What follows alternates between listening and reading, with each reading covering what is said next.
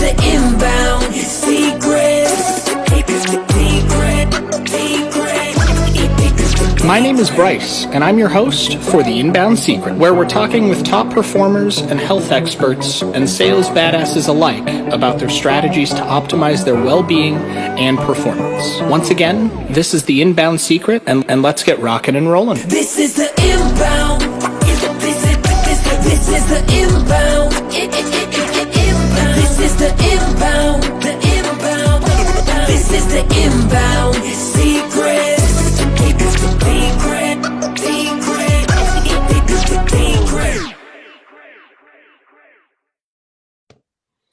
What's up, guys? Bryce here with The Inbound Secret, and welcome to another episode. I've got some fire for you today. We've got the one and only Chad Kodary, CEO of Dashclicks, the social agency.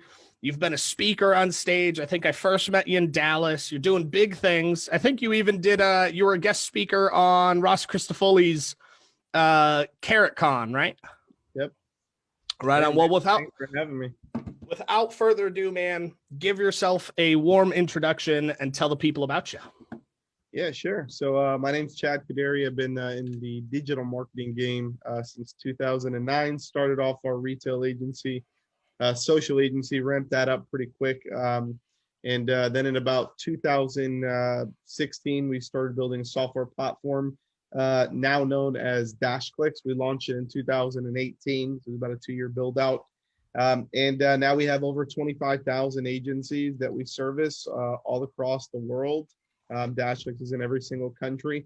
And the goal for Dashclicks is to provide really 3 main things. It's white label fulfillment services for digital marketing agencies, a software platform where agencies can come in and manage their clients and manage their agency and their business.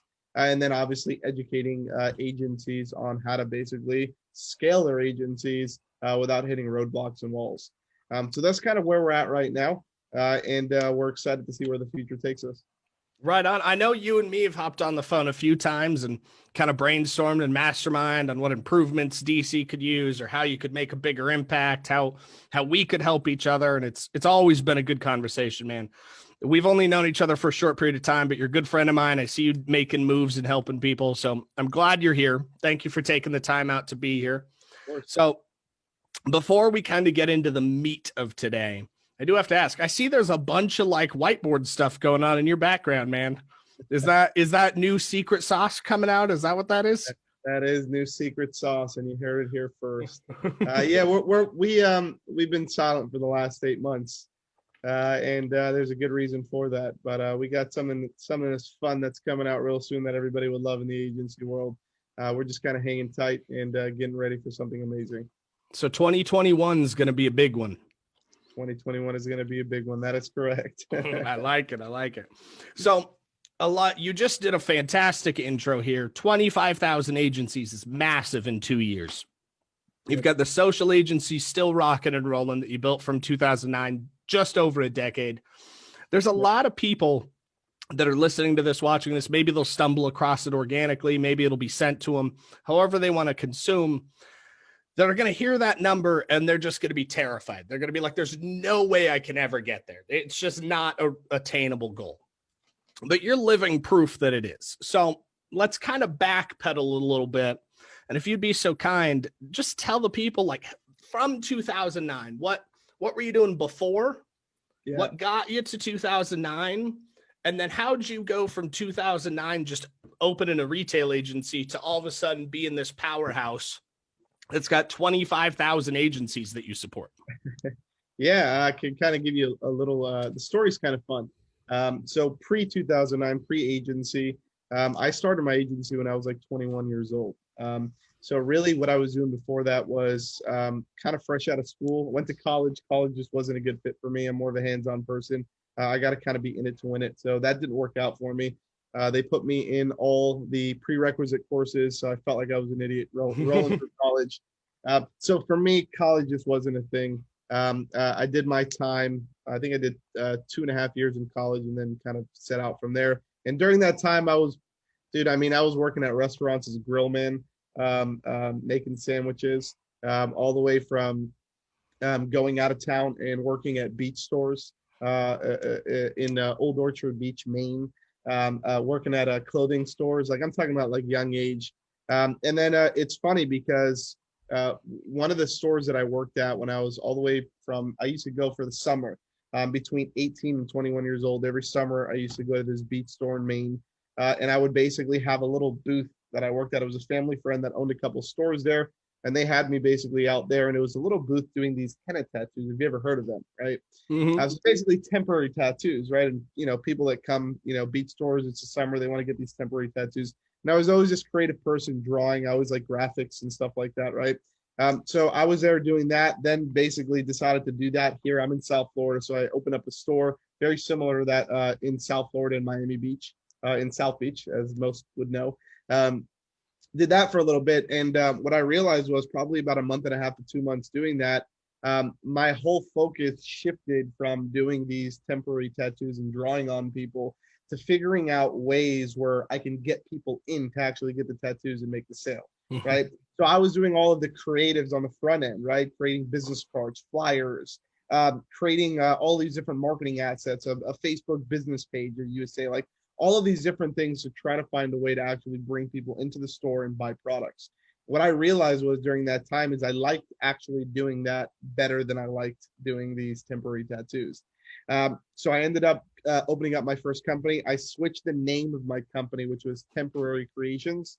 That was the henna tattoo name. And then I switched it over to Social Agency and became a digital marketing company. And it's funny because when I started, I didn't do any digital marketing. I actually started in 2009 as a print company. And what I would do is I would do the graphics basically because I was a graphic designer. I would do graphics for business cards, for flyers, for brochures, and I would do all these graphics. And then I would send them off to a trade printing company. And that trade printing company would fulfill the order and then drop ship it to the customer. And then it had my name on it. So it was all white labeled, right? And I did that for a year until I realized that you really couldn't make any money selling $50 business card orders one time a year to people, right? So I was, if you ever went back in the day and you used Craigslist as a business owner to try to post your products and services, I was the guy who hacked the system and would have like 300 posts in one day going out talking about offering graphic design and printing services. So I was getting a lot of traction there. But during that time, I built out my first website, which is called printerprinting.com. Funny enough, it's still up today. I left it up for shits and giggles. But basically what it is the first HTML, CSS website that I coded myself. I taught myself how to code by watching YouTube videos. Took me like 6 months, built out this website, and this website ended up being like a massive website. It was like 1,000-page website, which back in the day, if you did SEO, what you would do is it was really simple to rank. You would take the keyword, you'd find the location that you want to rank for, you create a location page, and you just basically drop that keyword in there a shit ton, and then that would start getting ranked, and you start pointing some backlinks out there. So I did that for like almost every city in these big metro areas. And what happened was people would start Googling, business card design, Miami, a brochure design, New York City. Like then I started being this hacker person. I just opened up all these Google business listings to try to get these localized people that were looking for these print and graphic design services to find me. And sure enough, months of doing that went by, and I was getting on average of about 100 to 150 calls a month for graphic design and printing services. But once again, realized that wasn't a good fit. So started looking into marketing because people used to basically say, hey, Chad, you went ahead and you designed me this business card. Can you also do websites? It was always like that follow-up question, right? So I started just offering website design. I was like, shit, I just built a website for myself. It looks pretty cool. I'll just build you one too. And I started building websites for like $250 a pop back in the day, like little quick WordPress websites. And then I started doing more of that. And then the question, the question started transitioning to, hey, Chad, you built a website. Do you also do marketing to get people to find me, right? And I was like, shit, yeah, man, I did it for myself. I can do it for you too. And I started evolving into a digital marketing company. This was over the course of probably like 3 years until I realized that the marketing is definitely the way to go. So following this massive company, which was called Madwire Media, I'm not sure if you're familiar with them. They're called Marketing 360. They've been around since 2009 too, but they scaled so fast. And I used to always follow them and do my R&D and saying, well, what did they do? What did these guys do? What are they doing differently than I'm doing? And what I realized was it was recurring services. It was getting people, this is the whole secret to this game is how can I get people to pay me monthly, provide them good service, and get them to keep paying me at the same time, right? It wasn't how can I get somebody to come order a business card for me for $50 and then hit me up 2 years later when they run out of cards and do a reorder. That wasn't really what I called recurring services, right? So what I did was I crafted this package probably in like 2014. So now we're going like probably like 5 years later, crafted this package, started going door to door and selling these digital marketing services here in my local town in South Florida. Bundled a package where it was like SEO, social media posting, and directory listings for like 300. I think it was like $399 a month for a 6-month contract with $149 setup fee. That was my core offer, right? Back at the time, which I didn't know shit about core offers or anything like that, but that was it, right? That was it. And I started going door to door. And today, what we know is Insta reports. People might be familiar with it, which is essentially a report that you'd run, which is one of the tools that we offer in Dashclicks. There was another tool that had a very similar approach to that we were using back in the day. And we were using that tool, and I would go door to door and say, hey, I want to run a report for your business just like this. This is what it looks like. I can run the report, totally complimentary. And then we can jump on a screen share session tomorrow using join.me back in the day. And I would actually share my screen and go through the report. And then at the end, pitch them this core offer, which was at $399. Well, ended up selling probably about like 5 of them in my first month. And as me being like this 24-year-old kid working out of my parents' house, my eyes started opening, right? So ended up getting my first office, scaling that up. Fast forward, probably, I don't know, about 2016, 17. I was in an office with probably about 20 full-time employees. This is for the core agency, for social agency, doing well over 7 figures in recurring revenue. And just really created this really structured, solid agency, right? Because I was doing it for so long. During that time, we even opened up a call center. We did a bunch of door-to-door. We did a bunch of ads. There are so many things that we did to drive in traffic. But we got really, really good at what happens once the orders come in. How do we actually fulfill, right? Then we started dabbling into white label fulfillment. This is pre-dashboard, pre-Dashclicks, pre any of that, right? We started actually fulfilling orders for about 3 or 4 bigger agencies that had probably about maybe 10 or so clients each. And we started fulfilling their orders all the way from things like SEO, Google ads, Facebook ads, directory listings, stuff that we offer in Dashclicks. Got really, really good at that to the point where we literally created SOPs, created processes structured where order would come in, we would fulfill it really, really good and send it out. And we did a really good job doing that. And people were happy with our services. We got to the point where we were probably managing about 150 clients at one point, and we realized that we needed some technology. And there was really nothing on the market that was a good fit for us, right? So then we built what we know today as Dashclicks. It wasn't supposed to be what it was today. We weren't supposed to be this massive digital marketing agency platform for all of you dreamers out there. That wasn't even the dream. The dream was, hey, we have 150 clients that we're trying to manage. How do we just manage these guys and have a place where they can log in and see all of their analytics and stuff like that? Wouldn't that be cool? So we started developing this tool. I hired a full-time developer. Then it ended up being 2 full-time developers. We built out this tool. And about 6 months before October 2018, so probably around March 2018, met with the developer team. We were going to start using what we called Dashboard. That was just a dashboard internally. That was the name for it. We called it Dash. It's funny. So this secret project we were building, which was called Dash, we essentially built that out. It took us a while, probably close to 2 years. And right before we launched, we said, this is a freaking cool ass platform. I think other people might want to use it, and we're already doing white label fulfillment. Let's see how we can tie that into the dashboard, right? And have this basically I'm not going to use the word marketplace. That's third party. We fulfill all of our own orders in house, but basically have a system where people can come in and order from us and their clients get access to the dashboard. And we did, and we launched Dashclicks on October 2018. We had about 1,000 signups in day one. And on average, we get about 50 signups a day to our platform of people who want to use Dashclicks and inquiring about our platform, our fulfillment services, our education products. And today we got about 25,000 users using the platform. It's 2020. That is kind of the evolution of from how I started to 11 years later, man. It's been a journey. I can tell you that much. Hell yeah, man. Hell yeah. There's one thing that you said in there that I personally love because I'm going through kind of that same process. And before this call, we talked a little bit about some of the software that I'm launching. And every single piece of software, the LMS, the analytics tool, the CRM, all of the ones that I've built were built to solve my problem, like my headache. Like the Overseer is the name of our Chrome extension that's coming out soon. The site's under construction right now, but I built it 2 years ago with one of my internal developers. And we built it solely because I didn't want to have like 10 screens open to run the information that I need for one quality report, right? Because I wanted to check traffic sources, organic sources, pixelation, analytics, page rankings. I wanted to check like the top 12 items.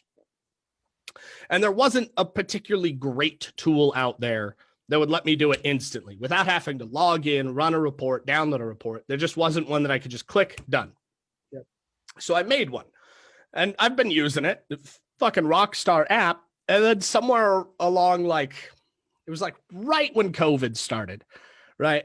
A few of my team members and a few clients were like, what is this? I'm like, oh, it's an app that we developed internally to use. And they're like, can I have it? I'm like, I never thought about that. I don't know. So then it starts going into this thing where you're like, I guess I could sell this thing. Other people would like this. Yeah, you know what? Most SaaS companies start from solving a personal need, right? So you're solving something that you need. You built something for yourself, and then you realize that other people want it and can use it too, and then you can deliver that and resell, right? Well, I think that's the beautiful thing because that Dashclicks, as big as it is right now, you said yourself, this wasn't the plan. This just happened to come out of it because we realized other people could benefit from it. Yeah. I think that's important. So going through those shifts, going from 21 doing henna tattoos to how old are you now? I'm 32. 32, running a multi-7-figure business, two of them actually. You had to have gone through some ebbs and flows mentally, like just the solidarity to make it through that. Tell us a little bit about some of the bottlenecks, the struggles, the mentality that you went through. And as kind of the silver lining on that, what's the one thing that's always kind of brought you back to your core, brought you back to the focal point where you can keep pushing forward? Yeah. I think for me, it's always been, I'm a big mindset person, right? And I'm always also a big believer in pushing forward as fast as possible and always trying to hit these next milestones, right? And I always set personal milestones in my life. And then I also set external milestones for whether it's my team, my company, or, whatever that may be. Right. And I'm the type of person that will also shoot big. I know it's not good to set high expectations. I usually don't I tell people not to do that in our coaching program, but then again, I do it, but I do it for a personal reason. Like I do stupid things. Like I'll go buy a house that's more expensive than the payment that I can afford in order to push me mentally to move forward, to be able to pay that payment. I'll buy a Lamborghini to go out and have a high car payment. And then I have to pay for that payment. So I'll go out and I'll do that. And it puts this like almost sense of pressure on me. And it's in a good way. So throughout my entire journey, I've always done these little pressure points internally for me, which what allows us to scale up. I mean, right now, when you talk about mindset, back when we started, we had 0 employees. We're over 60 employees today, full time at Dashclicks. So you can imagine what a payroll like that looks like. So that's I think what most people don't realize, and I didn't realize it, but as you scale up, I think structure and team is like the biggest thing that you can have. When we launched Dashclicks, we were not expecting, with all honesty, we were not expecting the influx that we were going to get. We weren't ready for it, right? So the first month or two was so crazy at Dashclicks. We were like shuffling around and hiring, and everybody was working overtime, and we were just trying to get everything done because we really do believe in quality customer service and making sure that people are happy. But at the same time, everybody's human, right? So everybody goes through these, this whole evolving as a human, evolving as a company, and going through basically growing pains, right? And through us, we've gone through many growing pains, both physically in the company and also mentally, right? Especially me, I go through a lot of growing pains. And as you scale up, and you go from your 0 employees to your first employee to 5 employees to 10 employees, 15, 20, 40, 50, 60 in your mind. You're like, man, like there's a lot of people riding on this dream. You know, this is a big dream. There's a lot of people riding on it, right? I better make sure I get this shit right. And that essentially puts more pressure, right? But it's also a sense of good pressure, because one thing, if I can give any piece of knowledge to anybody, is I've always been the type of person, and still kind of am today, but I've released a lot of it. But I like to do everything myself. I like to have control of everything, right? And as you scale up, you have to learn how to let those things go. You have to be the person to find good leadership in other people, train those people to do the things that you like in the way that you like them, and then let them put their spin on it. Find really good leaders that can help you push a company forward. Fortunately for us, it took us many runs at it, but we have a really solid team. I mean, we're at the point right now in our company where we have 3 people full-time in our company just recruiting, because we're looking for talent all day, right? And that's a full-time job for 3 people, recruiting, taking interviews, going through that whole process, which nobody wants to deal with. And that's why a lot of people use Dashclicks, right? Is finding these talented rock stars to come in and create you a Facebook ads campaign or run SEO for you, and then having to deal with the payroll, the hardware of purchasing computers, management, HR, taxes, payrolls, like all of this stuff, that it really is a headache, right? And we've taken that upon ourselves so other people don't have to do that, right?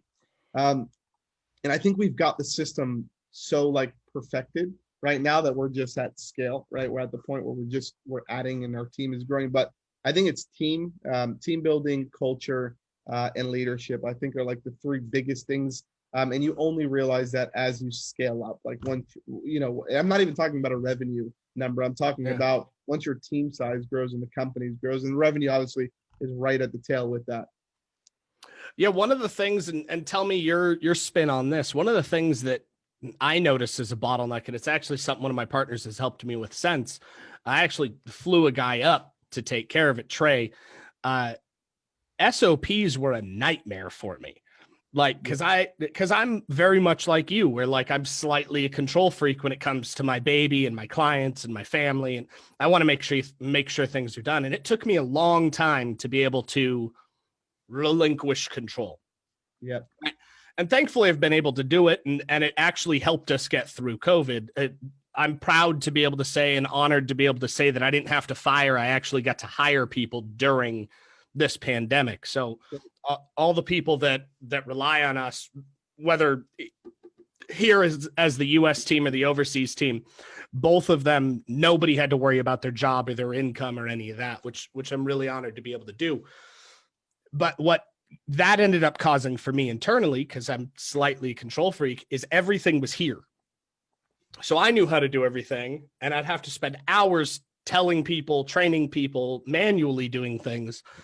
And then it got to a point where, like, fuck, what do we do if I'm not available? Like, what happens?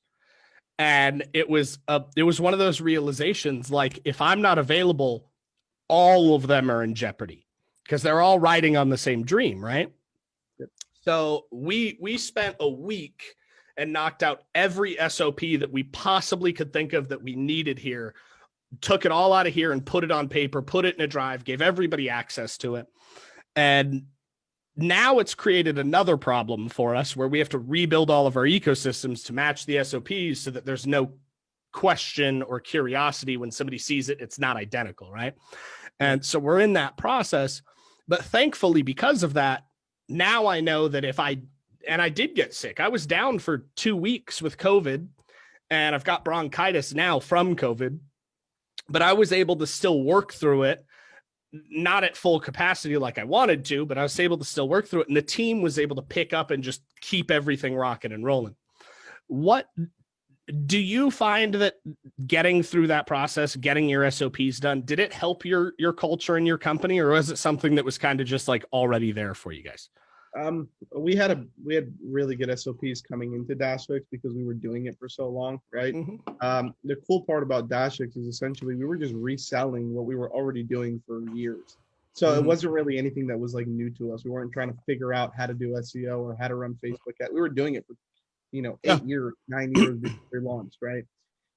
We just now had to figure out how to do it at scale. When you run Black Friday offer and 40 new Facebook ad campaigns come in 24 hours, how do you process that, right? We rely heavily on technology.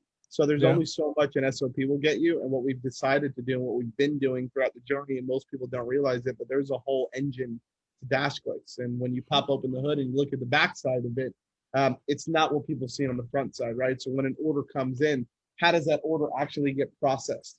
How does it actually go through the system? How does it relinquish tasks to the people who need to do it? How does it go into a queue system? How do we make sure that we do things on time? How does the communication stay together, right? And we rely heavily on technology. So we take our SOPs that we built, we'll run little live tests inside of the environment itself, and then we'll build our technology around that to kind of solidify and concrete it. But that's at the point where we're at right now, is we're basically building tech, because like you said, like these SOPs, they change daily. Things always change. Employees come in, and then now you need to find a new employee, right? That changes what that person is good at. Now you have to move other SOPs around to other people. So SOPs are only good until you reach a certain milestone, or like this certain part where like it needs to transfer into technology, and technology takes it from there. Well, for us, they're almost one and the same, because much like you, we use our SOPs to determine how the technology is going to function. And because it's kind of like for us, it's like the chassis. The SOP is the chassis of the car, right? And the technology takes place of the body panels, the engine, the transmission, what's going to actually get you from point A to point B, and how it's going to look. And that also has sparked kind of why we've developed the softwares we've developed, an LMS because we've got learning products. We've developed the CRM because we wanted something easier to be able to extract data and leverage. We've developed the click tool to be able to just do one-click audits. So I was really curious, not so much for Dashclicks, but in the evolution of you going from a retail agency to Dashclicks, was there a lot of change that you had to do to get yourself not only mentally prepared, but like physically prepared for hours, time, reassociation, office, all of the tedious tasks to be able to make that transition as smoothly as you guys did? Yeah, I think we got forced into it. So it wasn't by choice. And that's a fortunate thing. Most people, when they launch companies, they're just trying to get their first client. We launched our company, got 1,000 clients within the first 24 hours. It was insane, right? So I think the level of pressure that set to us made us do those transitions really, really quickly. Definitely long hours at the beginning, 100%. Definitely adding staff, a lot of pressure. I would say probably the first year of Dashclicks was like mind blowing. It's still mind blowing, but we're way more structured now, where it's a little bit less hectic, right? We can do a Black Friday sale and we're not crumbling or trying to run around with our heads off trying to work and figure out all how everything works. Like it's organized to the point where it's 2 years later. Now we're at the point where everything is kind of just steady, and then then you come out with all these new stuff that's coming soon, and things get really cool from there. Now with everything that you've set up, 2020 didn't really affect you much. And thankfully it didn't really affect us much either. But there are a lot of people, especially listening to our show today, that it did. It had a big impact on them. Yeah. For those people, or for people that maybe it paused them, right? It wasn't detrimental, but it kind of stopped progression. What would you say is not only your point of view on how to push through that, but what would you say is kind of the one most important thing to keep in mind when pushing through something like COVID that kind of shut down the world for a while? Yeah.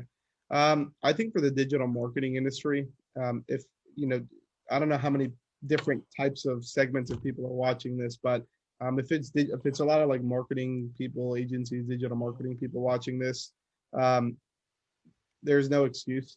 Shuffle. Honestly, shuffle, hustle. You got to shift, move around. You got to keep going. For business owners that maybe they had local gyms or restaurants, maybe that I can see them getting affected. But same thing there. Move to online. Start moving things around, doing other things. I think people need to get creative during those times where everybody's just paused. If you let yourself get paused, then you're going to pause and you're going to go downhill, right? So for us and for all the agencies that work with us and for everybody within our coaching program and stuff like that, we think outside of the box. We come up with different strategies on what we can do. When COVID hit, we're managing 1,000 Facebook campaigns. What are we going to do when all those Facebook campaigns are at a standstill, right? You got to be creative, got to go outside of the box.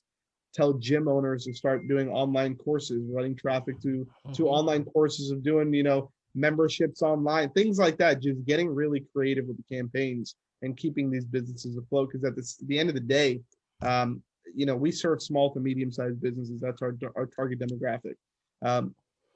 Those are our end users who our agencies sign up, basically, right? So those are the people that really fuel us and fuel the agencies, and without them, we would essentially be nowhere. So when we build all of these tools, when we build all of these services, we focus first on the end user, then on the agency. That's one of kind of our first mottos here at Dashclicks. But always thinking outside of the box and being creative, man. Like, people, you just can't get stuck. Shit happens in life. You got to keep going. There's no excuses. Like, if you're gonna sit and bitch and whine about it, then you're gonna lose money. I love it. Down to. Yeah, I love it. So with everything that you've gone through, you've walked us through henna tattoos to open it up, South Beach, to doing business cards and flyers, to digital marketing, to retail, to Dashclicks, to now the next evolution of Dashclicks, and walked us through kind of the truth of the matter. Just hustle, grind it out, do what you got to do, make shit happen, make an impact, really just stay focused on that. What would you say is something, being on the inside, what would you say is something that you're looking forward to coming in 2021? Is it augmented reality? Is it virtual reality? Is it the new voice features that Google's pushing out? What are you excited about coming out? Honestly, it's neither of any of those, to be completely honest with you. For me, it's more so about structure and scale. That's like a big thing for 2021. Right now, I'm trying to figure out, how do I go from 60, a team of 60 to a team of 300 in the next 12 months. That's my goal. And with that structure, technology, growth in the business, I can't talk too much, but we are obviously working on something big that's going to be coming out in 2021. I can't release any details, unfortunately, but it's going to be something that definitely changes the game for all small business owners and definitely for agencies. We're still servicing agencies. That's our core. And that's kind of where I see ourselves going into 2021. Awesome. Well, thank you so much for being here. It was a ton of valuable knowledge there. I know everybody listening loves it. So let's kind of wrap up with, if somebody wants to get a hold of you, if somebody wants to take a look at Dashclicks, social agency, anything, where can they find you to take a look? Yeah, best thing to do is just go to dashclicks.com, get yourself a free Dashclicks account, and our whole world is essentially right behind the wall of that platform. And join also our Marketer's Mindset by Dashclicks Facebook group. A bunch of, I think we're up to about like 5,500 agency owners in there that are all using the Dashclicks platform too. So it's a really cool place to collab with other agency owners. Awesome. Well, thank you so much for being here, Chad. We've got to catch up some more for sure. Hopefully the US opens up and travel's less of a restriction. That way we can try and do it in person instead of on Zoom. But once again, thank you for being on today. Everybody listening, this was another episode of The Inbound Secret, and we will see you next time. Yeah, have a good one. This is the Inbound Secret. My name is Bryce, and I'm your host for The Inbound Secret, where we're talking with top performers and health experts and sales badasses alike about their strategies to optimize their well-being and performance. Once again, this is The Inbound Secret, and let's get rocking and rolling. This is the Inbound. This is the Inbound. This is the Inbound. This is the Inbound.